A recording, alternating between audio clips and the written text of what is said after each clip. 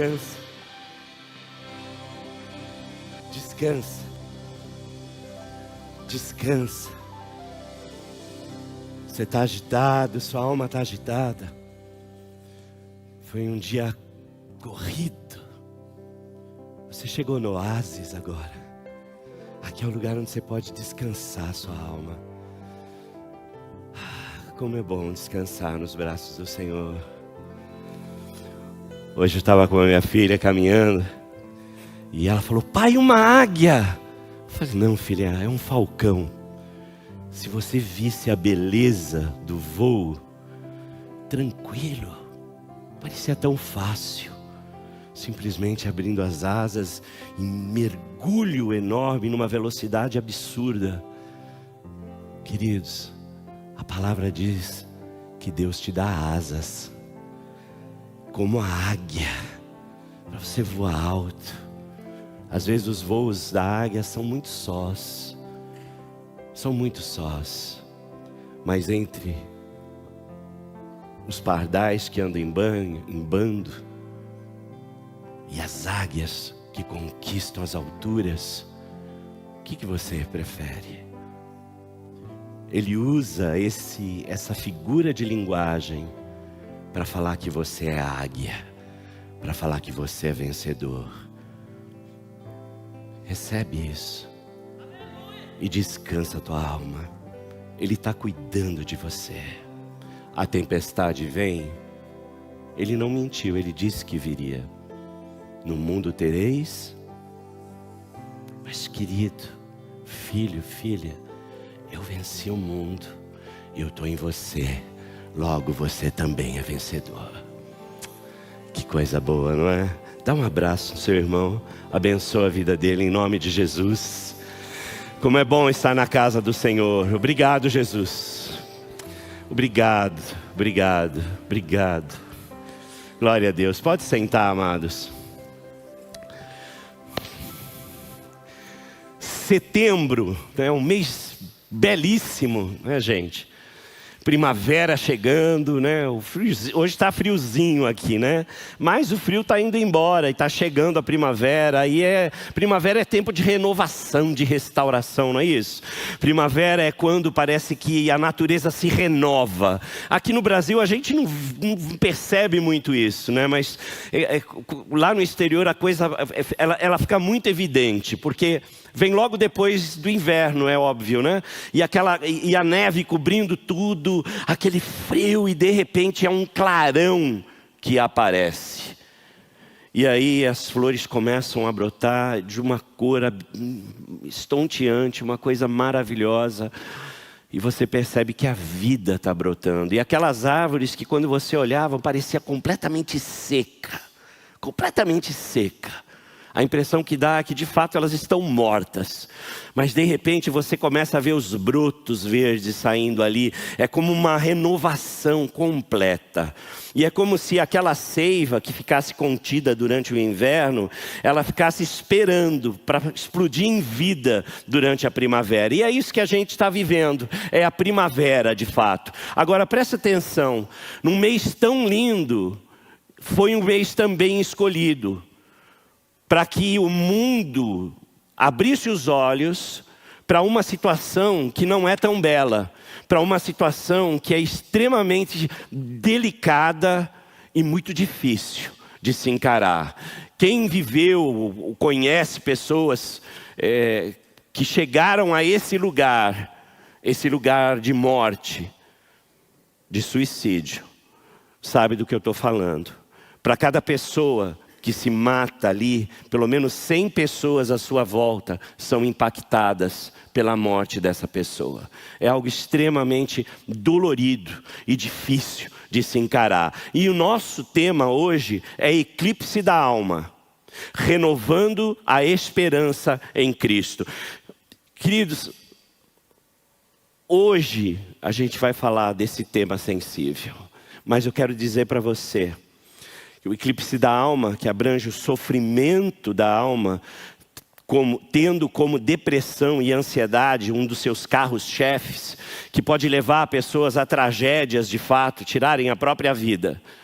é o nosso tema, mas eu quero também, nessa mensagem, não enfatizar o desespero, a desesperança, mas te mostrar um caminho de renovação em Cristo Jesus, de restauração em Cristo Jesus. Eu quero começar a minha fala citando a palavra de Deus que se encontra em Provérbios 18:14, que diz assim: o espírito do homem o sustenta na doença, mas o espírito deprimido, quem o levantará? Quem o levantará? Quando o espírito está abatido, quem o sustentará? Provérbios 17:22, o coração bem disposto é remédio de grande eficácia, mas a alma deprimida consome até dos ossos do corpo todo o vigor. Um texto escrito milhares de anos atrás, traz como critério aquilo que a gente entende como depressão hoje. Faz parte ali dos critérios que identificam um quadro de depressão. Eu quero orar com você para a gente poder continuar a nossa mensagem. Pai querido, obrigado. Obrigado por essa noite, obrigado por esse dia que o Senhor deu para a nossa alegria, Senhor. Para a nossa alegria. Apesar desse tema, que é um tema tão sensível, nós sabemos que o Senhor é o Deus de toda a esperança. Porque a tua palavra aponta para isso em Romanos 15, dizendo que o Senhor de fato é o Deus de toda a esperança. E quando há esperança, a morte foge. Ela não pode conviver com a esperança. Renova a esperança em cada um de nós. E fala conosco essa noite, Pai. Nós queremos ouvir a tua voz, a tua doce voz, em nome de Jesus. Amém. Amados, ao considerarmos o ser humano, a gente tem que entender que o ser humano, de fato, é um ser complexo. E ele é composto, vamos dizer, de algumas instâncias. A gente tem o bio, a gente tem o psico, a gente tem o social e a gente tem o espiritual. Então é um ser que é uma intersecção de tudo isso.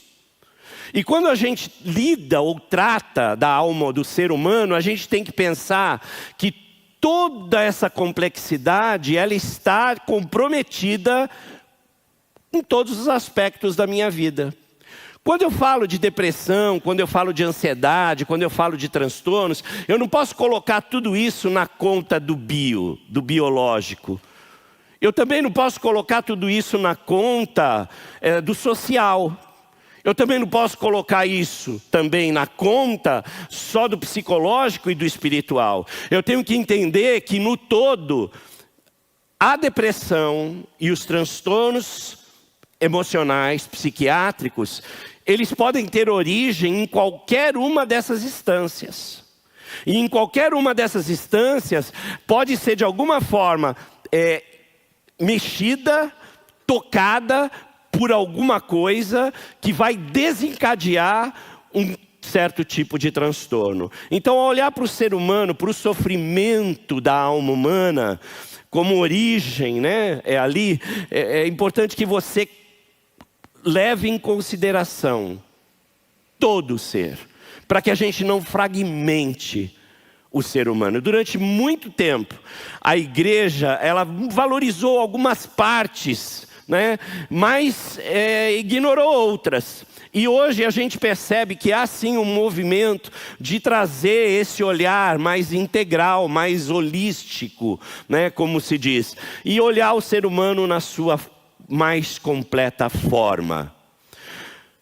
E quando a gente fala de alma, a gente está falando de mente, intelecto, a gente está falando de emoções, a gente está falando de consciência, a gente está falando de vontade e a gente está falando de algo que Deus deu para mim e para você, que se chama livre-arbítrio.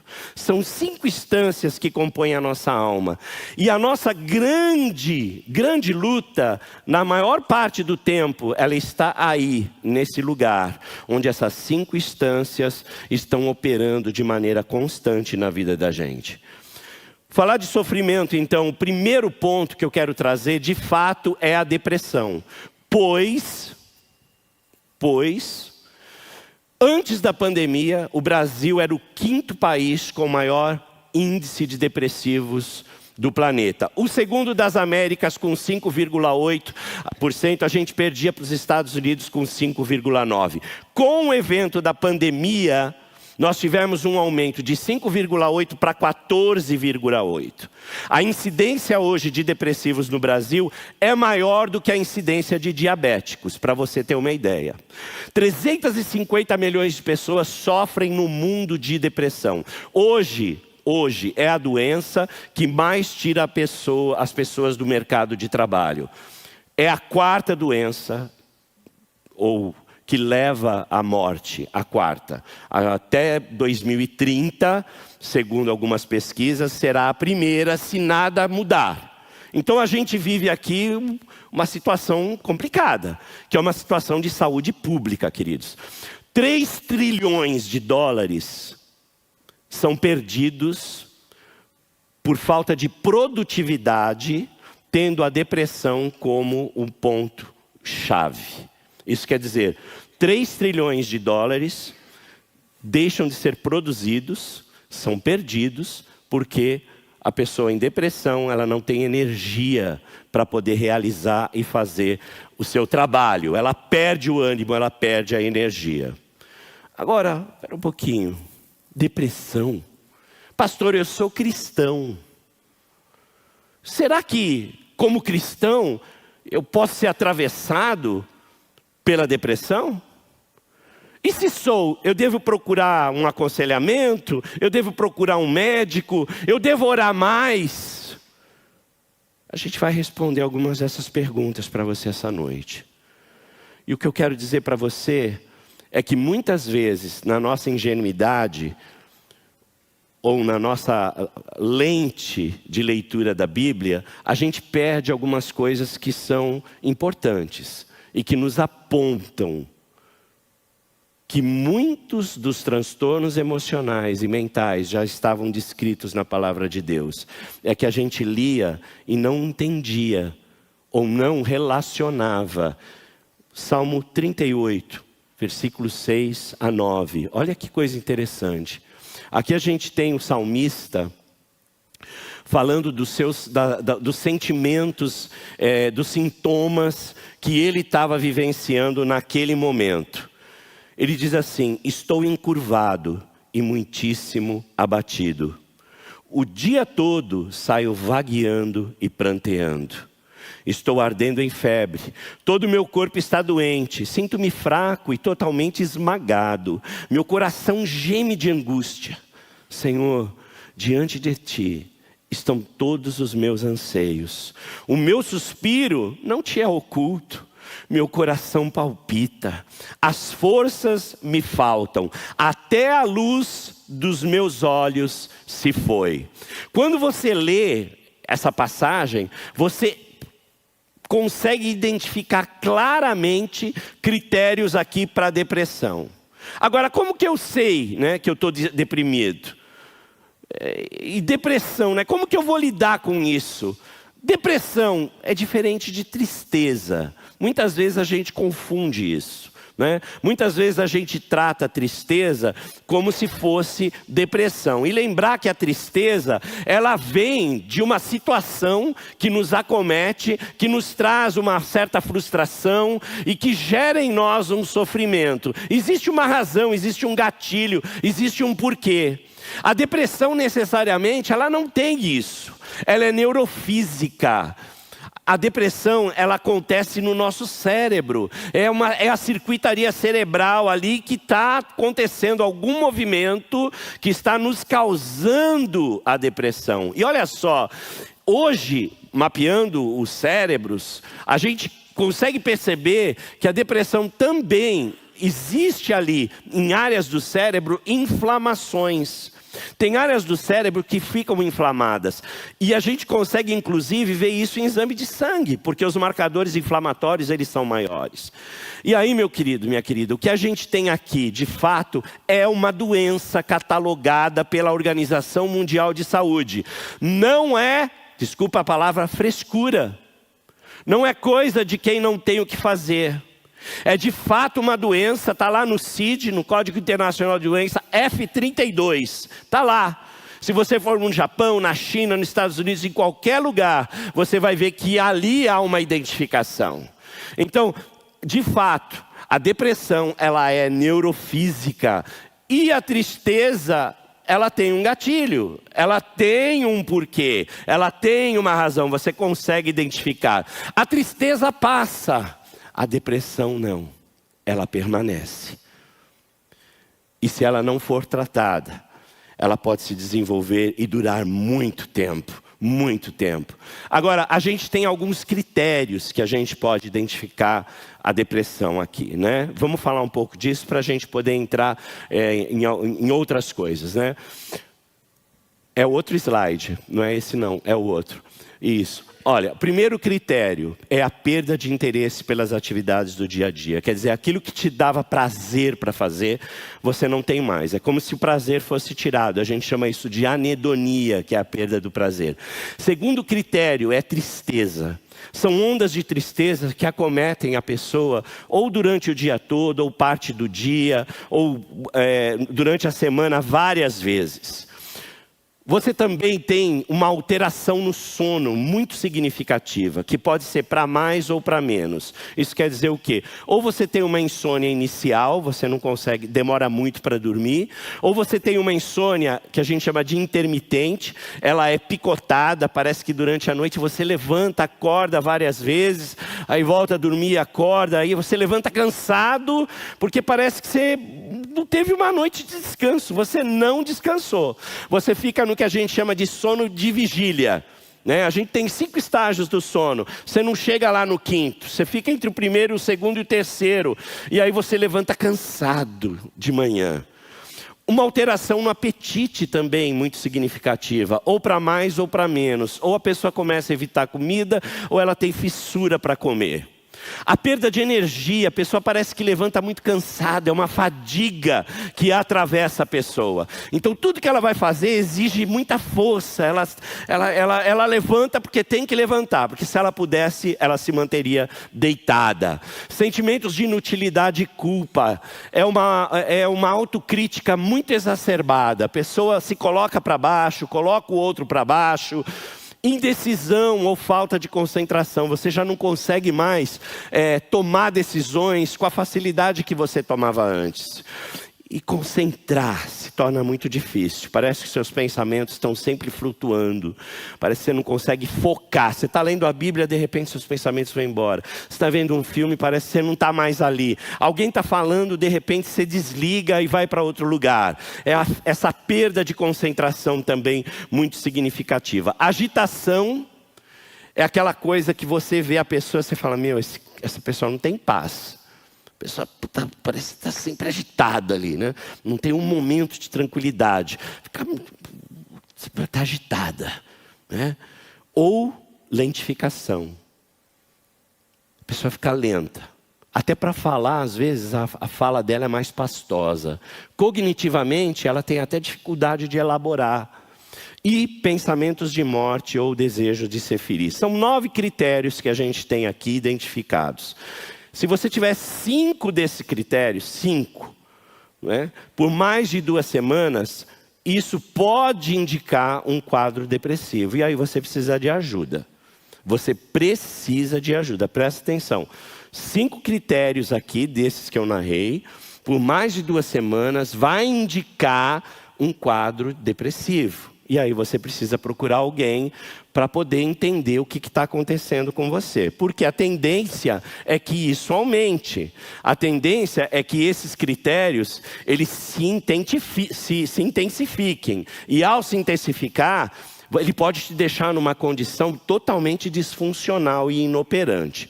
Queridos, quais são as causas, né? A gente pode ter uma causa genética, biológica, às vezes uma medicação também que você toma pode estar dando um efeito colateral, por isso que você precisa de um especialista para saber de fato e fazer uma investigação para ver o que está acontecendo. Pensar ignorando o positivo e olhar só para o pessimismo, isso é uma tendência do depressivo. Ele desconsidera tudo que é positivo e ele só olha para o que é negativo. Ele não consegue contar as bênçãos. Ele não consegue contabilizar aquilo que é bom. O olhar dele está sempre para o pessimismo. O desamparo aprendido, o desamparo aprendido é uma situação muito interessante. Lá em 1965, 70, tem um cara chamado Martin Seligman, ele faz uma pesquisa muito interessante. Ele pega um grupo de cães, coloca numa sala. Nessa sala haviam telas que eram eletrificadas, que davam um choquezinho, nada muito grave, né? Hoje é proibido fazer esse tipo de pesquisa, viu?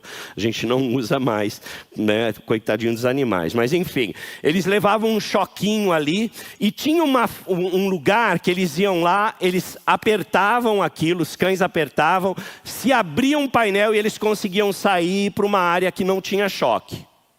Pegou um outro grupo de cães, colocou em outra sala, com essas mesmas telas que davam esse choque, só que não havia saída. Os cães ficavam constantemente ali tomando choquinho, né?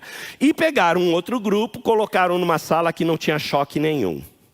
Aí o que ele faz?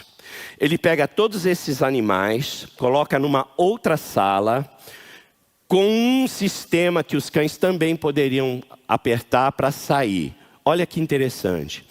Os cães da primeiro grupo, que encontravam a saída, rapidamente conseguiram sair da área de choque e para a área que não dava choque. Os cães que ficaram no local onde não dava choque também encontraram. Mas os cães que ficaram naquela sala que não tinha saída, que o choque era constante, eles permaneceram na área de choque e não foram para a área onde eles não levavam choque. Isso mostra o quê? Que muitas vezes o sofrimento, quando ele é intenso e por um período prolongado, a pessoa pode receber isso como algo da vida. E ela não faz um movimento para sair daquela angústia, para sair daquele sofrimento.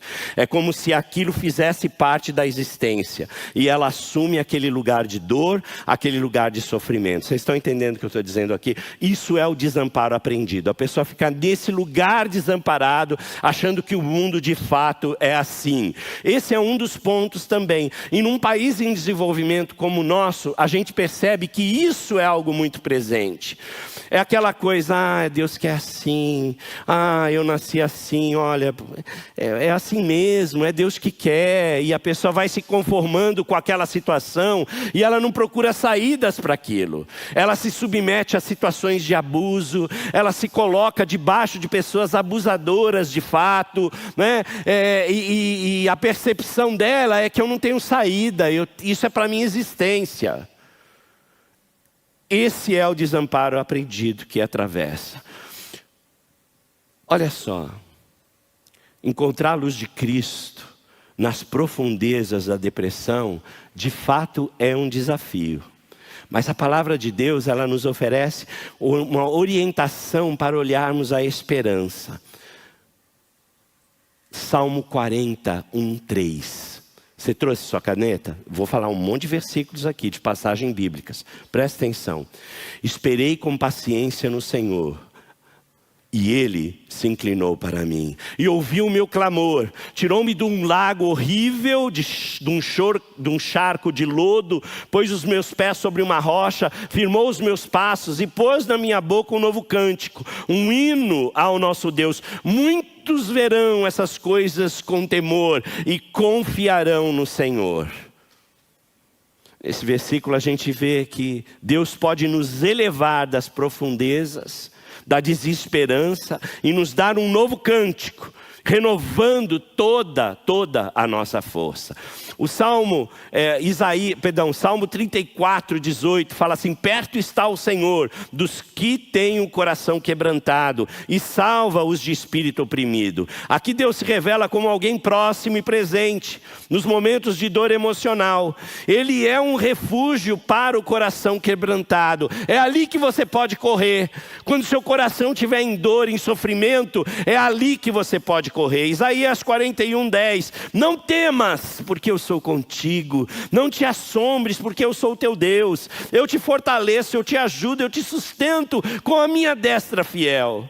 Aqui nos lembra que Deus está conosco, o Emanuel está conosco, fortalecendo, sustentando, mesmo quando enfrentamos trevas e depressão. Mateus 11:28, vinde a mim todos os que estão cansados e sobrecarregados, oprimidos, que eu vos aliviarei. Jesus faz esse convite: se aproxime de mim, se aproxime de mim. Você está cansado? Se aproxime de mim, deixa eu cuidar de você. 2 Coríntios 1:3-4, bendito seja o Deus e Pai de nosso Senhor Jesus Cristo, Pai das misericórdias. Olha que lindo isso, gente. E Deus de toda consolação, que nos consola em toda a nossa tribulação, para que também possamos consolar. Olha só, Ele te consola na sua dor.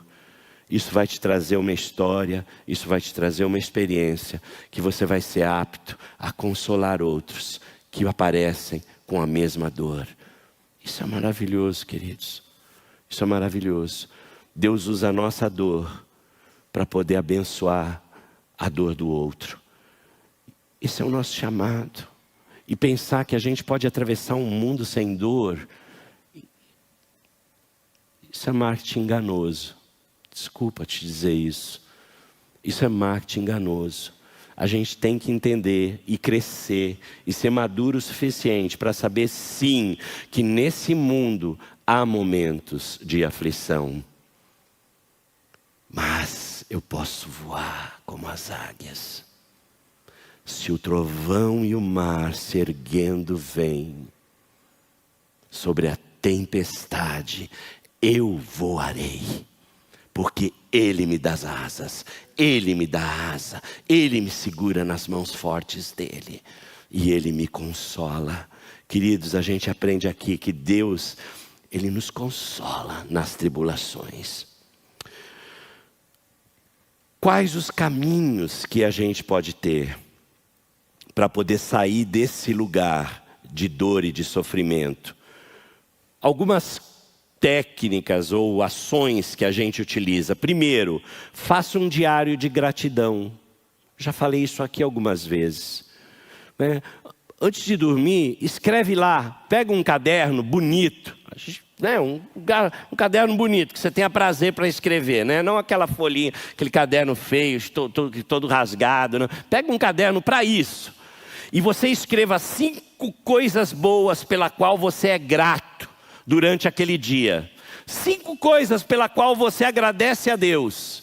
Isso é contar as bênçãos, irmãos. Isso é contar as bênçãos. Isso é parar de olhar para o negativo e começar a olhar para aquilo que é bom. Porque a nossa mente, ela trabalha por trilhas, ela faz caminhos, ela faz trilhas.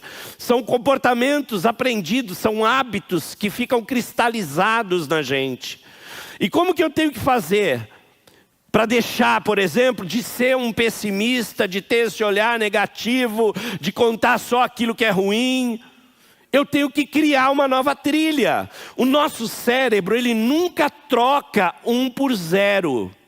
Ele sempre troca 1 por 1 ou 1 por 2, mas nunca por 0. Quando você tira alguma coisa, você tem que colocar outra no lugar. Vocês estão entendendo o que eu estou dizendo aqui? Esse é um princípio de funcionamento do nosso cérebro. Então, meu amado, minha amada, quando você escreve 5 coisas boas todos os dias, por um período de 3 meses, há uma mudança muito significativa no teu olhar para com a vida. E isso vai te atravessar em todas as áreas. Toda noite nós fazemos isso. Elza, Hannah e eu, nós paramos. Filha, 5 coisas boas. Essas são as coisas mais inusitadas que você pode imaginar. As mais estranhas, mas são coisas boas, simples. Não precisa ser nada grandioso, irmãos. A vida da gente, ela é pontuada por pequenos eventos. Os grandes eventos acontecem, né, pastor? Pastor Guilherme recebeu um grande evento aí. Parabéns, viu, pastor? Uma placa de reconhecimento da sua vida como um servo de Deus, como uma luz em meio à escuridão. Isso é um grande evento, mas a vida é pontuada por outras coisas, pequenos eventos. E é isso que a gente tem que contabilizar, irmãos. Olhar a parte cheia do copo. Mantenha um diário daquilo que você pensa. Mantenha um diário. Hoje eu estou triste hoje. Tem que tentar, por que eu estou triste? O que está me acontecendo? Mantenha esse registro. Ouça música. Ouça música relaxante. Ouça louvor. Ainda que seja instrumental. Sabe, às vezes para. A gente não consegue parar às vezes, irmãos. A gente vive numa correria absurda. Para, respira. Deixa aquele louvor entrar no seu coração. E vai se entregando para o Senhor naquele momento. Mude sua rotina, coloque coisas novas no seu dia. Não precisa ser nada grandioso também, né? Muda a rotina. Naquele dia, você vai sempre por aquele caminho, faz outro caminho. Você vai sempre no mesmo lugar, no mesmo restaurante. Vai para outro lugar, vai conhecer coisas novas. O nosso cérebro precisa disso. Ele precisa disso. Às vezes a gente fica muito bitolado, né? Parece que a gente adquire um costume, um hábito, e para sair daquilo é difícil. É difícil encarar coisas novas. Surpreenda-se. Surpreenda-se. Surpreenda-se. Celebre pequenas conquistas. Crente tem muita dificuldade de celebrar. Crente tem muita dificuldade de celebrar. A impressão que dá, se eu celebrar, acho que eu estou servindo a outro Senhor. Alô? A bênção vem de Deus. Celebre as suas bênçãos. Celebre as suas conquistas. Se dê de presente alguma coisa. Você foi bem em algo que você fez. Foi legal, foi bacana, foi bom. Se dá um presente. A gente precisa disso. Né? Isso nos anima. Faça caminhadas ao ar livre. Olha só, muito importante. Relaxamento, aprenda a errar. Saiba que você é gente, que você não virou espírito ainda, né? Você está num corpo que é atravessado pelo pecado, que é atravessado pela queda, e você erra. Pastor, eu erro. Você erra. Você é gente, e gente erra. Pega com leveza seus erros. Às vezes a gente é tão duro com a gente, não é, irmãos? A pessoa vem, ela comete um erro, você vai lá e fala, não, tudo bem, vem aqui. A pessoa está triste, você vai lá, abraça. Querido, tudo bem, está perdoado. Eu sei que você fez, aconteceu, não tem problema, vem aqui, me dá um abraço. Quantas vezes você se abraça? Quantas vezes você se dá colo? Quantas vezes? Vem aqui, vem. Estou precisando de colo. Se dá colo. Se dá colo.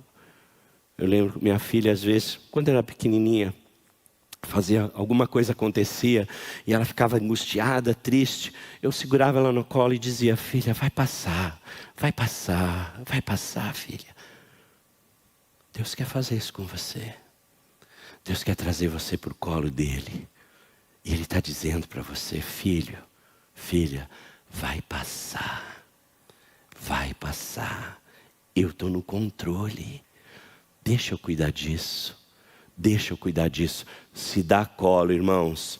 Se dá colo. Aprenda a errar. Aprecie o belo. Não é aquele cara que foi preso que cantava, não. O belo é a natureza. É você apreciar quem está do seu lado. Aprecie o belo. Né? Contabiliza. Gente, tanta coisa. Você está na rua, às vezes você vê coisas tão maravilhosas, no meio dessa selva urbana, nessa selva de concreto. Você vê uma árvore linda despontando, você vê um jardim ali super bem feito, super bem cuidado. Isso me enche a alma, eu não sei se enche a sua, mas isso me enche a alma. Né? A gente está na época dos ipês florescerem, não é? Você vai passando pelas ruas, você vê coisas maravilhosas, irmão. Aprecie aquilo que Deus dá como bênção para você. Isso não precisa nem de dinheiro, né? Não precisa. Vai para o parque, olha o lago, acho que tem um parque enorme, maravilhoso aqui do lado. Quantas vezes você vai para lá? Quantas vezes? Paga nada, é de graça, você não paga para entrar. Você vê? São coisas que estão a nosso dispor e que a gente não aproveita. Tudo isso ajuda. Queridos, autocontrole é diferente de força de vontade. Autocontrole é fruto do Espírito, mas autocontrole também é aprendido. É um ingrediente fundamental para a automudança.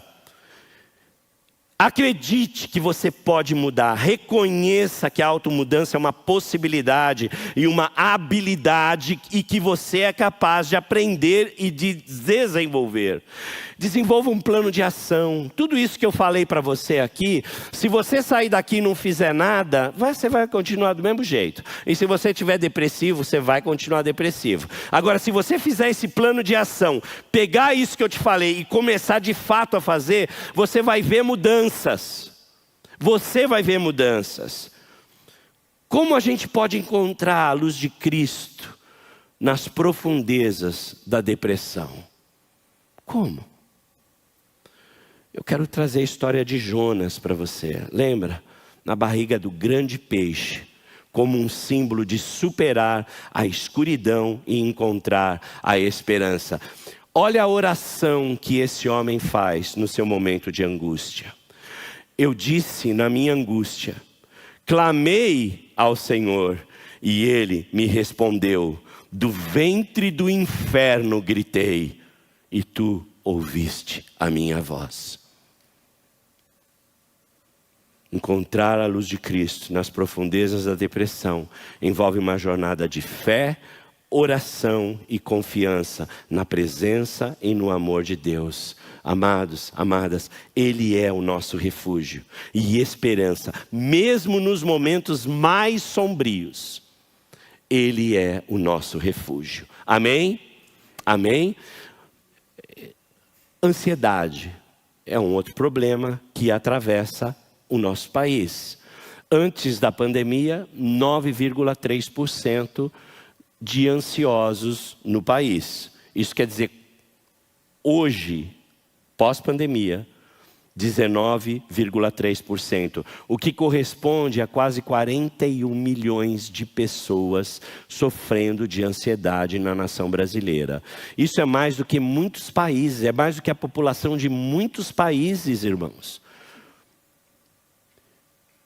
E eu tenho certeza que aqui agora, nessa nossa comunidade, tem pessoas que estão sendo atravessadas por um quadro de ansiedade. A ansiedade é como uma sombra que paira sobre a alma e ela te rouba a paz. Filipenses 4, 6, 7 diz assim: não andeis ansiosos por coisa alguma, pelo contrário, sejam os vossos pedidos conhecidos diante de Deus, por meio de oração e súplica, com ação de graça. E a paz de Deus, eu amo isso, e a paz de Deus, que excede todo entendimento, guardará os vossos corações e as vossas mentes. Aonde? Aonde? Ele é o teu refúgio. Ele é o teu refúgio. É em Cristo Jesus que a gente encontra a paz que excede todo entendimento e que guarda os nossos corações e a nossa mente. Nós vivemos numa sociedade que foi chamada ali, né, por um filósofo que hoje exerce muita influência no mundo, que é o Chung Han. Ele é um coreano, sul-coreano. Ele diz que nós vivemos a sociedade do cansaço, que é a enfermidade que está acometendo toda essa sociedade. E segundo esse conceito, esse cansaço que a gente experiencia todo dia tem a ver com uma positividade tóxica. O que é isso? É você não assumir que você está com dificuldade. É você não assumir que você está triste hoje. É você não assumir a sua dor. É você não olhar para você e dizer, não, hoje eu não estou bem. Hoje eu não estou bem. Parece que a gente tem que estar sempre bem. Parece que você tem que estar sempre sorrindo. Parece que você tem que estar sempre ali em euforia. Queridos, isso é algo que nos adoece. Quando você não reconhece as suas emoções, quando você não nomeia as suas emoções, há um adoecimento na alma. Nós vivemos a sociedade da performance, a sociedade do desempenho. Você tem que estar constantemente produzindo, performando e fazendo algo. Porque senão você não é bem visto. Nas corporações é assim, não é? E olha só, isso tem entrado nas portas das igrejas. Aqueles momentos que deveriam ser momentos de contemplação, onde você para de fato e entra no Santo do Santo e se apresenta diante de Deus, olhando para o Senhor e se extasiando com a presença, com o olhar no Senhor, tem se tornado cada vez mais raro. Cada vez mais raro. Parece que o silêncio nos incomoda. Talvez porque no silêncio a gente ouça as muitas vozes que estão aqui dentro. E a gente não consegue conviver com a nossa agitação interna. Então a gente faz muito barulho. Muito barulho. Caetano falou muita bobagem, continua falando. Mas uma coisa que ele falou que eu acho interessante. Ele fala assim: melhor que a música é só o silêncio. Melhor que a música é só o silêncio. E a palavra diz que é no silêncio que nós encontramos força. É no silêncio que nós encontramos força. Queridos, a ansiedade, ela tem muito a ver com o medo. Ela está muito associada ao medo. O medo é um sentimento de inquietude que inicia rapidamente na presença ou na iminência de um perigo. É uma reação que o nosso organismo tem a uma situação de perigo. Ele se dispõe a te defender. Então é algo que é importante, né? E que garante a nossa sobrevivência. Inclusive garantiu a nossa sobrevivência como espécie até aqui. A ansiedade é um desconforto acerca da antecipação da ameaça. É como se você vivesse a ameaça antes de fato ela acontecer. E agora a ansiedade, como que ela se configura? É algo interessante, né? Sabe esses filmes de suspense? Né? A hora que você está ali, né, a mocinha está passando e o cara está lá, né, escondido ali, prestes para pegá-la, né? E você fala, meu, não vai lá, não vai lá. Não sei se você entra no filme, né, como eu. Não vai lá, não vai lá, não vai lá. Esse momento que o cara aparece, esse é o medo. Aquela preparação que você teve até chegar a esse esse é a ansiedade. Você conhece, né? Você conhece esse filme, né? É isso aí. Queridos, olha só um episódio de ansiedade. Vamos imaginar aqui, um pitbull entra aqui solto, de repente ele entra na igreja e ele olha para você, Luciano, ele não está feliz. Ele está com aquela caranca, e ele vem na sua direção. O que você faz? Oi? O que você faz? Você chama sua mãe? O que você faz? O que você faz? Olha só, presta atenção. Fuga ou enfrentamento. É fight or flight, ou frozen. Você luta, você foge ou você paralisa. Paralisa, né? Eu também. Agora olha só. Isso tudo, nesse momento vai acontecer algo no seu organismo. As suas pupilas vão dilatar. Elas dilatam. Você fica branco, pálido. Sabe aquela coisa, meu, o cara parece um fantasma. Você já viu isso? Está branco de medo. Já ouviu isso? Já ouviu isso? O sangue vai para os membros superiores, membros inferiores. Ou para você enfrentar, ou para você dar no pé. Você começa a suar. Há uma descarga de adrenalina no seu organismo. Seu coração começa a bater mais rápido. Tudo isso te preparando para alguma coisa, para um enfrentamento. Os movimentos peristálticos do seu intestino, eles param ou eles disparam. Se seu intestino está cheio, é aquela meleca, né? A bexiga também. Se ela estiver cheia, é aquele famoso fiz xixi de medo. Já ouviu isso? Já ouviu isso? E é fato, irmão, isso acontece mesmo. Tudo isso acontece em milésimos de segundos. Em milésimos de segundos. Agora você imagina tudo isso acontecendo sem o pitbull estar aqui. Isso é um episódio de ansiedade que muitas pessoas estão vivendo hoje. há uma série de sintomas que aparecem, porque há um sistema que a gente fala de sistema simpático, que é acionado e que vai gerar tudo isso em você. O que a gente tem que fazer aqui é fazer um outro sistema começar a operacionar, que é um sistema que a gente chama de parasimpático. Ele vai combater tudo isso e ele vai trazer o seu coração para um batimento cardíaco diferenciado, mais calmo, e aí esses sintomas vão sumindo. Queridos, você tem se preocupado mais do que o habitual ultimamente? Será que a minha ansiedade é séria, pastor? Eu posso ter ansiedade e se realmente eu estiver em Cristo Jesus? O que causa tudo isso? Será que eu vou superar tudo isso? Presta atenção. Todos nós temos algum grau de ansiedade. E isso é positivo. Todos nós. Isso é o que nos faz planejar para o amanhã. Isso é o que nos faz sair de casa e olhar se está tudo, se a carteira está aqui, se a minha chave está aqui. É isso. Isso é positivo. Se isso não tiver, a gente fica numa inércia. A gente não tem movimento. Quando que ela se torna negativa?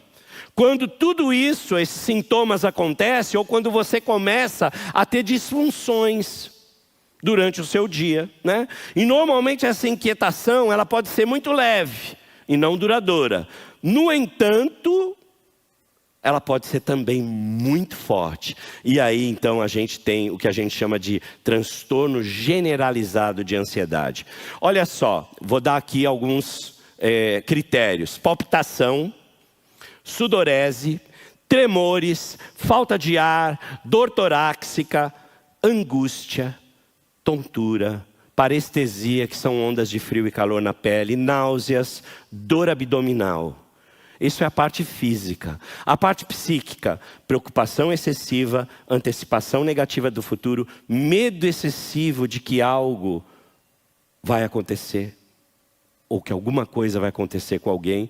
Comportamentos evitativos e reclusos. A pessoa começa a evitar até encontrar com outras pessoas. Ela começa num isolamento social, né? Remoer de pensamentos. Parece que os pensamentos são intrusivos e eles ficam na sua mente constantemente ali, batendo, mente constantemente, é isso mesmo, né? Esses sintomas, eles devem ser ruins o suficiente para te afligir ou prejudicar o seu funcionamento diário, e eles não devem ser causados por um desequilíbrio hormonal ou outros fatores físicos, para que então a gente fale, ó, aqui isso é um quadro de ansiedade.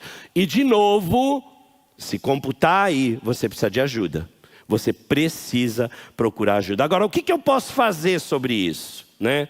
O mais importante é você tentar fazer algo, né? E não ficar esperando que algo aconteça, né? Quando você identifica a causa da sua ansiedade, faça algo sobre isso. A Bíblia nos diz que devemos levar a nossa ansiedade para Deus. Seguindo o exemplo do apóstolo Paulo, a gente coloca a nossa ansiedade a Deus, mas nós temos ações que vão tentar de alguma forma cuidar desse assunto, né? Olha só, olha o que ele diz lá. 1 Tessalonicenses, marca esse verso que não está aí, não vai aparecer na tela. 1 Tessalonicenses 3:5, na NVI diz assim: quando eu não aguentava mais, suportava mais, eu enviei para investigar sobre a sua fé. Eu tinha medo que de alguma forma o tentador pudesse ter tentado você e nossos esforços poderiam ter sido inúteis. Paulo só tinha sido capaz de ensinar as escrituras ali por 3 semanas. Isso está em Atos 17, 2, 3. Antes dele ser expulso dessa cidade. E ele estava preocupado com a igreja. A preocupação de Paulo era de fato a igreja do Senhor. Era que houvesse os judaizantes, que as pessoas entrassem ali e começassem a colocar heresia no meio do povo. E aí ele usa a palavra: eu não aguentava mais, eu não suporto mais. Que significa cobrir-se ou esconder-se como num telhado. E Paulo diz que quando ele já não conseguia mais esconder sua preocupação, ele então envia Timóteo para saber o que estava acontecendo. Ele tem uma ação direta para aquela preocupação que o atravessava. E olha só que interessante, a mesma coisa acontece em Filipenses, na igreja, nas escrituras em Filipenses. Capítulo 4, versículos 6 a 7, ele diz assim: não andem ansiosos por coisa alguma. Opa, não era esse, mas tudo bem, vamos lá, isso faz parte. Filipenses 2, de 25 a 28. Ele escreve: eu acho necessário enviar-lhe Epafrodito, para que quando o vejam, vocês se alegrem e eu possa ter menos, algumas traduções dizem, ansiedade. Havia um problema nessa igreja, e ele manda Epafrodito lá para saber o que estava acontecendo, para que ele pudesse se acalmar. E olha que interessante, no mesmo livro de Filipenses, no capítulo 2, ele manda Epafrodito para acalmar a ansiedade dele. Filipenses capítulo 4, ele diz: não andem ansiosos por coisa alguma, mas em tudo pela oração e súplica e com ações de graça, apresentem seus pedidos a Deus. E a paz de Deus, que excede todo o entendimento, guardará o seu coração em Cristo Jesus. Às vezes a gente tem condições de fazer algo sobre o que está nos preocupando. E ele diz aqui para faça. Você está desempregado? Você está mandando currículo? Se você não tiver, não vai rolar, querido. Alguém não vai bater na sua porta e falar: eu tenho um emprego legal para você aqui. Manda currículo, faça a sua parte. A ideia aqui que o apóstolo nos apresenta é que tem algo humano que você possa fazer, há algo que você possa fazer, um projeto, um plano, vai e realize, para que você abaixe a sua ansiedade. Tudo bem aqui, irmãos? Estão me seguindo? Muito bom. Olha só, como que a gente pode entregar nossas preocupações a Deus e encontrar a paz? Entregar nossas preocupações a Deus e encontrar a sua paz é uma busca pela tranquilidade e confiança de fé, oração e reflexão sobre as verdades bíblicas. O que eu posso fazer? Primeiro, reconheça as suas preocupações. O primeiro passo é reconhecer e admitir aquilo que me preocupa. Como eu disse, você nomeia aquilo que está acontecendo. 1 Pedro 5,7 diz: lançando sobre ele toda a vossa ansiedade, porque ele tem cuidado de vós. Esse versículo nos lembra que Deus também está interessado nos nossos fardos, e ele nos convida a lançar sobre ele as nossas ansiedades. Segundo, ore sinceramente. Segundo ponto, converse com Deus em oração, como se você estivesse falando com um amigo próximo. Compartilhe suas preocupações, medos, dúvidas com Ele, sem esconder nada. Queridos, às vezes a gente faz da nossa oração aquela coisa enorme, né? Ah, Senhor, Criador do universo, arquiteto de todas as coisas, o Senhor que... Para! Seja simples. Fala com Ele como você fala com um amigo. Fala com Ele como se você fala com um amigo. O Brennan Manning, um escritor, ele traz no livro dele uma coisa muito interessante. O nome do livro é O Impostor que Vive em Mim. Você se identifica?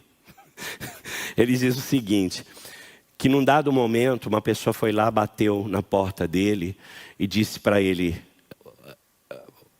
ele era padre, né? Ele disse: padre, meu pai está falecendo, eu preciso que alguém vá lá orar com o meu pai. Eu já fui até o tal lugar, a pessoa falou que ia, mas não conseguiu ir. E meu pai de fato está entrando em processo de óbito. O Brennan vai para lá, né, chega naquela casa e ele viu ali, né, a cama desse senhor, esse senhor deitado na cama e uma cadeira ali do lado. Aí ele diz: então o senhor estava esperando alguém? Ele falou: não, olha só, um tempo atrás eu não conseguia orar. E aí eu fui lá até um sacerdote, né, e pedi para ele me ensinar. Ele me deu um livro, né, escrito por um teólogo suíço. Eu li 3 páginas do livro, não entendi nada e parei de ler. Aí eu estava caminhando com um amigo e esse amigo é uma pessoa assim com muita fé. E eu perguntei para ele: como é que você ora? Ele falou: como eu falo com você agora. Como assim? Eu estou falando com você, eu falo com Deus do mesmo jeito. E aí esse senhor começou a fazer isso. O que era 5 minutos, passou 10, passou 15, passou 20. E aí ele fazia o seguinte: toda vez, ele deixava uma cadeira ali do lado da cama dele e conversava com Deus, como se Deus estivesse ali. Aí o Brennan ora por ele e tal. Depois de 3 dias, a filha desse homem vai até o Brennan de novo, bate lá na porta e fala: olha, eu vim te agradecer porque você orou pelo meu pai. Meu pai foi para a glória, está com o Senhor. E o Brennan falou: puxa, que bom que a gente pôde orar junto antes. E está tudo bem. Ela falou: mas uma coisa estranha, muito estranha. Uma cadeira do lado do meu pai, quando ele morreu com a cabeça nessa cadeira, apoiada nessa cadeira. Você está entendendo aqui? Está entendendo? O colo de Deus é o lugar onde você pode pôr sua cabeça e descansar. Ele está lá, Ele está com você. Se você tiver essa percepção, a sua fala com Deus, ela vai ser diferente. Ore sinceramente. Filipenses diz então: não estejais inquietos em tudo, né? Em tudo. Antes as vossas petições sejam em tudo conhecidas diante de Deus pela oração e súplica com ações de graça. E a paz de Deus vai ceder o entendimento. Terceiro, medite nas promessas. Você sabe quantas promessas a Bíblia tem para você? Sabe? Eu vou dizer para você. Novo Testamento, 1.104 promessas descritas. Velho Testamento, 7.706 promessas. Somando as duas, você vai ter 8.810 promessas para a sua vida nas Escrituras. O ano tem 8.766 horas. Você tem 8.810 promessas. Você ainda tem um crédito de 44 promessas para todo o seu ano. Você está entendendo o que eu estou dizendo aqui? Gente, é muita coisa que Deus nos dá e que a gente não prega, não se apropria. As promessas de Deus, assim e ao amém, a palavra diz. A gente tem que conhecer. E como é que você conhece? Lendo as Escrituras. Se você não lê, como você vai conhecer aquilo que Deus tem para você? A revelação está aqui, queridos. Está aqui, está escrito aqui. Então eu tenho que conhecer o que está escrito aqui, para saber aquilo que Deus tem para mim. Amém? 8.810 promessas para as nossas vidas. Isaías 26:3 diz assim: tu conservarás em paz aquele cuja mente está firme em ti, porque ele confia em ti. Amanhã é feriado, não é, pessoal? É? Então você vai sair daqui meia-noite. Pode relaxar. Olha a cara do pastor, você está preocupado. Pratique o desapego. Pratique o desapego. Lembre-se de que você não tem controle total sobre todas as situações. Aprenda a soltar. Solta. Provérbios 3, 5, 6 diz: confia no Senhor de todo o teu coração. Não te estribes no teu próprio entendimento. Reconhece-o em todos os teus caminhos e ele endireitará as suas veredas. Quinto, cultive a gratidão. A gente falou sobre isso. Sexto, pratique a paciência. É um exercício. É um exercício. Pratique a paciência. Pede paciência, ele vai te mandar um monte de gente legal do seu lado. Ilustra... Não é? Não é? Ó, lembre-se, quando você estiver na angústia, nessa ansiedade, lembre-se que Jesus acalmou uma tempestade, gente. Jesus, ele tem o poder sobre todas as coisas. Descansa. Quem é esse que até o vento e o mar lhe obedecem? Quem é esse? É Jesus de Nazaré. Essa é velha, eu tirei lá do baú. Mas é mesmo, olhe para Ele. Olhe para Ele. Olhe para Ele. Vamos entrar aqui. Quanto tempo eu tenho? Eu já não sei mais esses relógios aqui, são tantos na minha cabeça. Acho que eu já passei o tempo, né, pastor? O pastor disse que sim. Bom, A gente ia falar sobre suicídio agora, né? Mas eu só quero, então eu vou cortar aqui a metade das coisas para você. Vamos lá. No suicídio a palavra central não é morte. No suicídio a palavra central é dor psíquica, é angústia. No suicídio, a palavra central é dor, é sofrimento. E a pessoa tentando, de alguma forma, fugir daquele sofrimento. Queridos, a gente tem ali, a pessoa é atravessada por um desespero, que gera uma dor psíquica insuportável, que a gente chamam de psych ache, que é dor psíquica mesmo, que leva a um estreitamento cognitivo, que leva a uma distorção da realidade.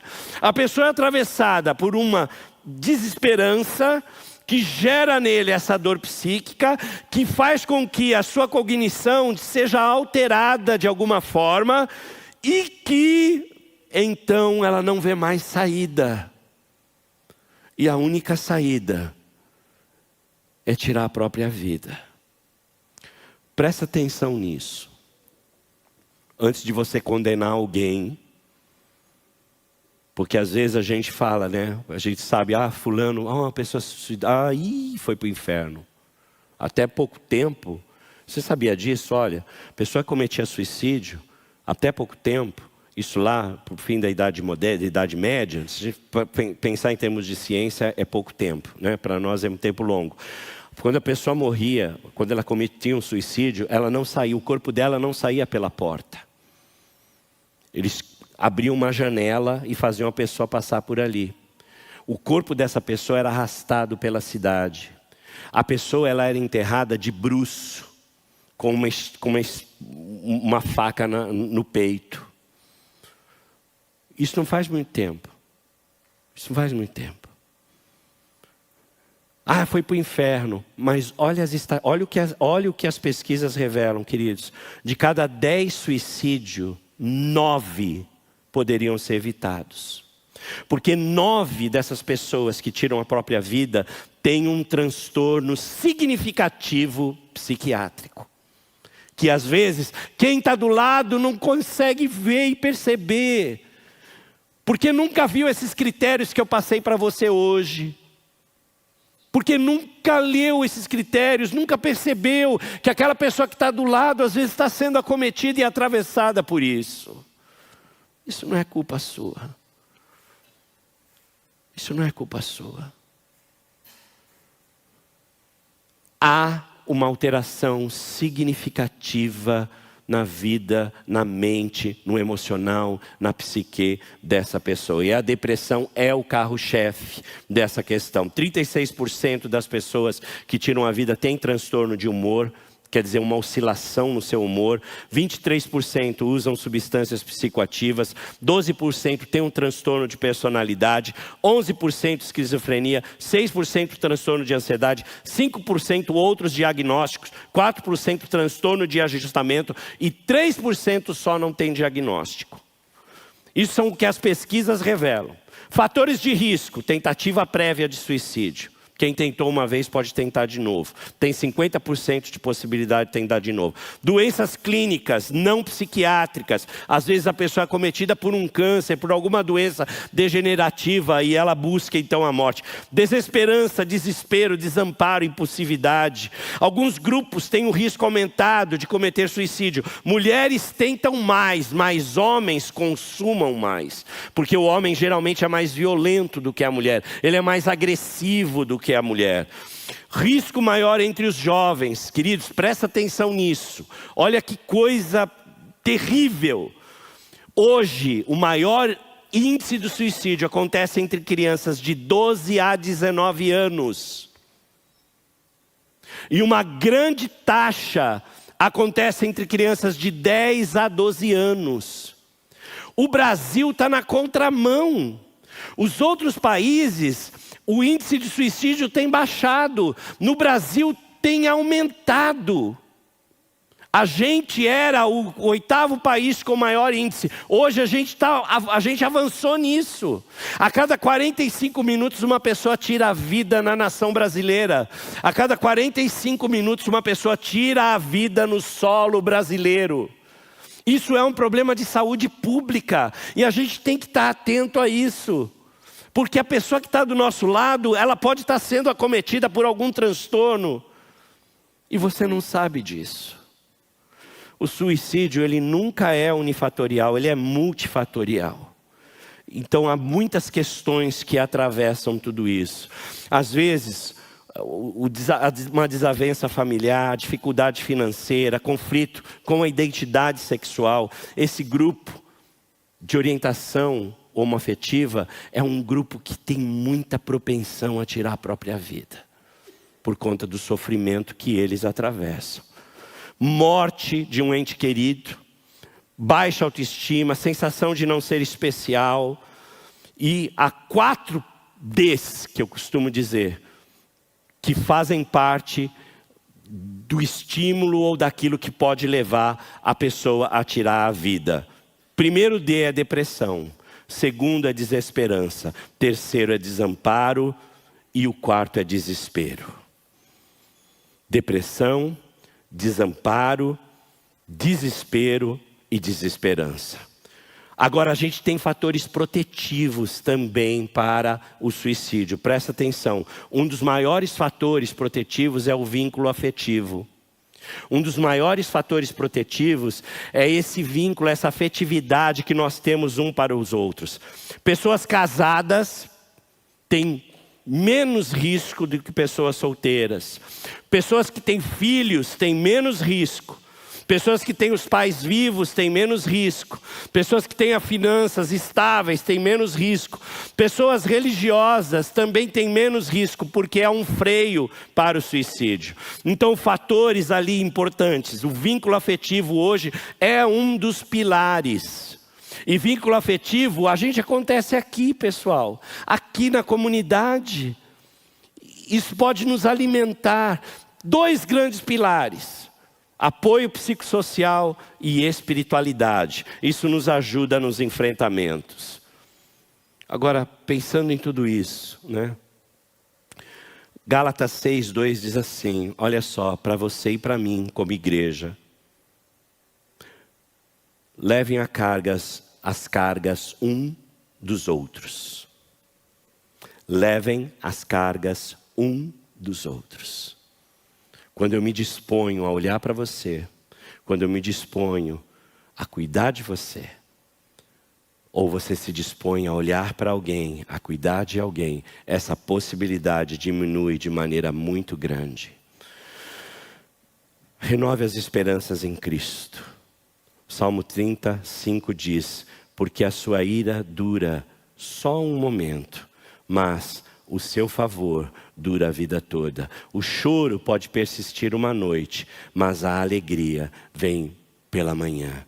E para terminar, pessoal, para a gente ir para a ceia, para esse momento tão especial, olha o que Deus tem para você.